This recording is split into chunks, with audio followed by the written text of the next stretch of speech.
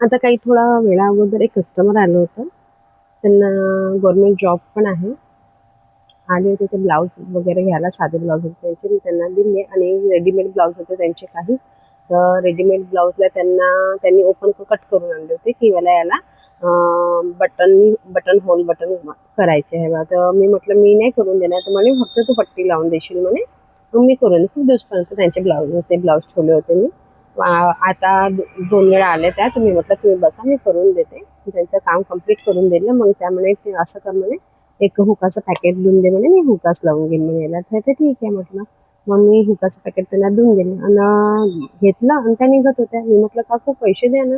तर म्हणे नंतर देईन म्हणे. काकू म्हटलं हे कामही मी तुम्हाला आता करून दिलं आणि मी आताच थोडा वेळ अगोदर आली, तर पैसे तर लागेल ना. तर देतो ना म्हणे, जाता हो कुठे म्हणे, देता हो म्हणे. मी म्हटलं तुम्ही म्हटले पण नाही की तुम्ही आले दुकानात, तर म्हटले पण नाही की मी नंतर देईन पैसे. त्यांनी घेतलं आणि लगेच निघायला लागलं. असे काही काही कस्टमर असतात आणि त्यांचे ब्लाऊज नाही झाले तर तेव्हा त्यांना खूप म्हणजे ते की तू इतके दिवस झाले ब्लाऊज नाही शिवलं, असं झालं तसं झालं.